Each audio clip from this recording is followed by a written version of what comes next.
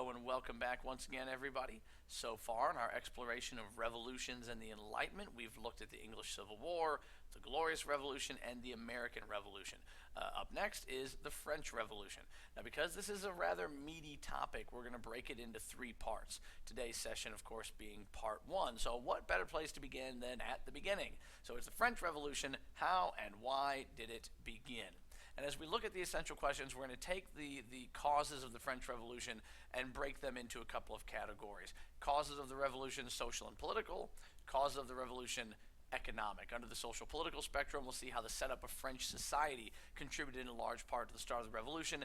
And under the economic category, we're going to see how the economic problems that France had been facing contributes to the start of the revolution. Then finally, we'll see the event that really sort of kicks off the whole big party of crazy, and that's the storming of the Bastille, the attack on the famous Paris prison and armory, the Bastille. So how do the events of July 14, 1789 signal the start of the French Revolution? And as we've done with all of these other conflicts, the overarching big picture question is how much it relates to the ideas of the Enlightenment. So be thinking about that as we're going through and looking at the causes of the French Revolution. How do the causes of the French Revolution relate to the ideas of the Enlightenment? To what extent do the causes of the revolution adhere to the ideas of the Enlightenment? We're going to evaluate the French Revolution in the same way that we've done the others, so be thinking about that all the way through this session.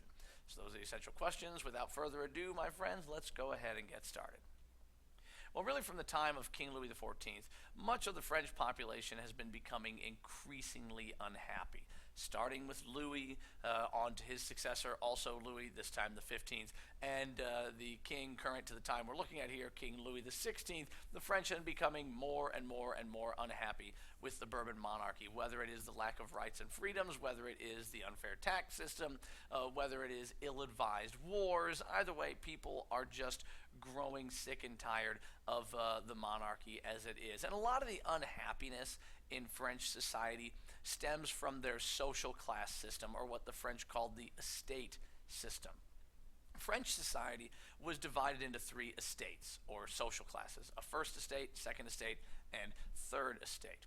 And the first estate was made up of the highest ranking Catholic clergy, people like cardinals, bishops, and abbots. These guys are all nobility. To be the highest ranking members of the church in France, you had to be nobility. Only nobles could get there. Commoners couldn't do it. These guys lived lives of comfort and luxury. A lot of the income that they received derived from a 10% tax called a tithe that all commoners were required to pay to the church. So these guys are living their lives basically off of taxes they collect from the common people. The second estate was made up of the rest of the French nobility. These guys typically served as high-ranking officials in the king's government or high-ranking officers in the French military. Again, you could only reach this position if you were of nobility. You could not become a high-ranking member of the government if you weren't nobility. You could not become an officer in the French military if you weren't nobility. A lot of members of the Second Estate either lived on their vast inherited lands or at the Palace of Versailles, and they largely derived their income from taxes that they collected from the common peasants and serfs who lived or worked or rented on their land. Together, the First and Second Estates make up only about 3% of the population in France. And aside from having these very high positions in the church, the government, and the military, they also get a number of special privileges. They could do things like hunt. They could carry swords. These are things the common people could not do. They could not hunt. They could not carry swords. Oh, and by the way, they're exempt from paying taxes. If we remember that from when we studied the tax system in France before, nobility does not pay taxes. Only the common people do. So having special privileges and paying no taxes, being nobility really is pretty awesome. But on to the third estate. These guys make up the vast majority of the population. Roughly 97% of the French population falls into the third estate. The third estate are commoners, and they're divided generally into three groups. The peasants are the largest of the three groups. These are your poor rural farmers in the countryside. Artisans are your poor working class folks in the cities. And then the bourgeoisie. This is the French middle class. These are the folks who live in the cities and the towns. They're your doctors, lawyers, merchants, business managers, those kind of people. They're very wealthy. They're very well educated, and they've read many of the works of the Enlightenment, and they are big believers in classical liberalistic ideas. The third estate clearly does not have the same privileges as the first and second estates. They pay all the taxes in France, but they have no voice in the government. They're really the backbone of the entire funding system in France, which, by the way, is not very good at this time. They pay tithes to the clergy, taxes, fees, and fines to the nobility, and then they pay a special land tax to the king. So, as you could imagine, the third estate is understandably angry. They really do believe that they bear the burden of supporting the lifestyles of all of those ahead of them. So they really have a bone to pick with pretty much everybody, considering they're the majority of society and they have the least amount of mobility and rights and freedoms in the whole process. Now, this is not to say the first and second estate aren't upset too, because really they are. The first and second estate are angry with society as well. They resented the fact that the king has absolute power. They want more power for themselves. So we've got a big time problem brewing in France. The fact that the third estate is angry over their lack of freedoms and rights and that they pay all the taxes, and the first and second estate, they're angry as well. So this is a big time problem getting set up in France, and all this is going to lead to that revolution to come. And in the midst of all this, the economy is pretty much in shambles. By the time King Louis XVI comes to power in 1774, France is facing a dire financial crisis. And realistically, Louis is the worst possible person to address this. He was young when he became king, but he's got the backbone of an invertebrate, meaning to say that he doesn't really have one, and he has the mental strength of probably a limp noodle, the worst person to lead in a situation like this. Oh, and that young lady next to him there, that's Marie Antoinette. That's his wife and Queen of France. She's not French, she's Austrian. That's going to be important later on because her brothers will both be emperors of the Austrian Empire. That's going to be important to our story later on, but we'll get to that in the future. So years of extravagant spending along with decreasing revenues have left the country pretty much bankrupt. The credit of the French government is so bad that no banks will even give them loans anymore. That's how bad the economic situation's become in France. And so to try to address these issues, Louis kind of takes a page out of every economic textbook ever, that when you are deeply in debt, you need to increase your revenue and you need to decrease your spending. And so he tries to initiate spending cuts, which works really well, until he agrees to fund the American Revolution and send the colonies lots of money and soldiers, which we're really happy about, but really wasn't a good idea for France. But he did try to initiate spending cuts except for that. And then he tries to find a way to raise revenue. What's revenue for the government? Taxes. So he tries to convince the nobility to pay taxes. Well, as you could imagine, they say no. They haven't paid taxes in a long time. They're not about to start now either. By 1789, the financial situation had worsened to the point that Louis was willing to take steps that had not been taken by anybody in well over a century. And that was to call for a meeting of the Estates General.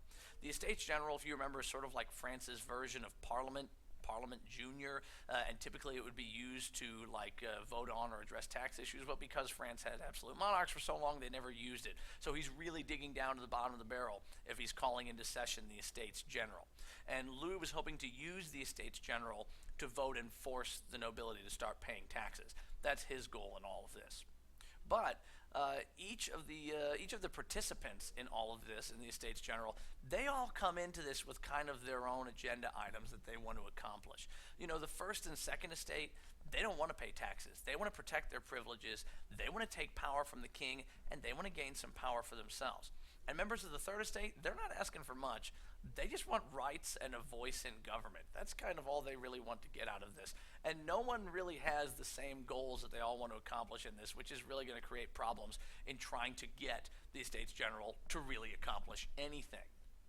And to make matters worse, the setup of this whole shindig is ridiculous. In the Estates General, each estate only gets one vote. One. First estate gets one vote, second estate gets one vote, third estate gets one vote. Okay? Now, wrap your mind around that, okay? Because what's always going to happen? The first and second estate, they're nobles. They're always going to vote together.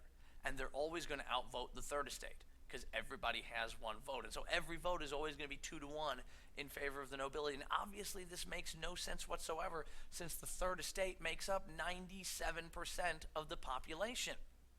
Well, the representatives of the Third Estate, they try to negotiate a more representative voting system that would give them a little bit more influence, a little bit more voice. Naturally, those talks failed because the nobility knows that they could easily be outvoted by the much larger Third Estate if they changed the voting system.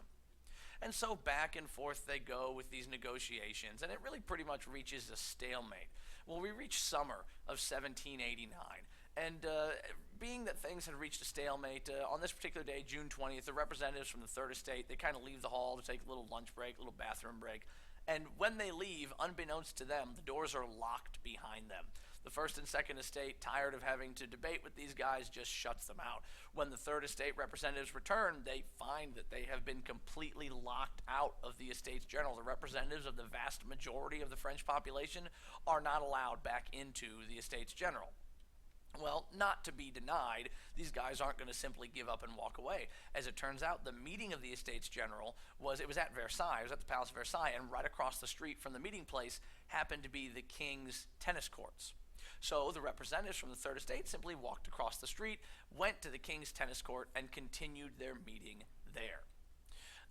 These guys, we have to know, they represent 97% of the population, so they view themselves as the true representatives of the people. Okay, and so the Third Estate starts to call themselves the National Assembly.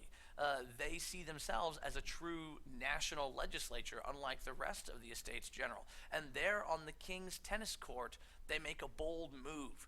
They swear an oath. They vow that they will not disband until they had written a constitution for France. This is a bold move, borderline treasonous, and they could have been punished for treason if a certain king had, decided to do things a certain way. This incredibly bold move of theirs would be called the Tennis Court Oath because, well, they were standing on a tennis court when they swore this oath. And this is kind of a big turning point in the entire process, that you have the Third Estate vowing to write a constitution. And recognizing the obvious danger of allowing the Third Estate to draw up a constitution all on their own, King Louis XVI actually does something smart. Yes, he's a genius after all. He disbands the Estates General entirely, and he orders the remaining First and Second Estate reps to go join the, quote, National Assembly. Now, we have to keep in mind, France has always been a hotbed of unrest going back to the days of the Fronde and all that kind of stuff. And so the city of Paris has a history of not being a very stable place in times of political instability. And so, the king, fearing that unrest could take place in the city of Paris, orders soldiers into the city to keep the peace. He's sending them in there to keep the peace. That's key. Unfortunately, this turns out to be a really bad idea. That genius move he just made, he follows it up with a really dumb one. Yes, definitely earning a face palm on that one, because the presence of soldiers in the city agitates a lot of Parisians who think that the king is going to use the army to attack the National Assembly because they don't trust the monarchy. They've never had a reason to trust the monarchy. And so, believing that an attack on the National Assembly is imminent, crowds of people began roaming the streets of Paris in search of weapons to defend that National Assembly. People concentrated their efforts to acquire weapons on the famous Bastille prison. That's because the Bastille is not just a prison, but it also houses a large arsenal of weapons and gunpowder and ammunition and stuff like that. So on the morning of July 14, 1789, a crowd begins to gather outside the Bastille. By the afternoon, the crowd probably numbers around several hundred. The commander of the prison eventually agrees to let them in, but once inside, things very quickly get out of control. This is really no surprise, because the Bastille has always been a symbol of the power and oppression of the French political and social system. Now, eyewitness accounts vary, but at some point, soldiers in the prison start firing shots into the crowd, killing several people. This angers the crowd, who then begins openly attacking the Bastille and its garrison of about 100 soldiers.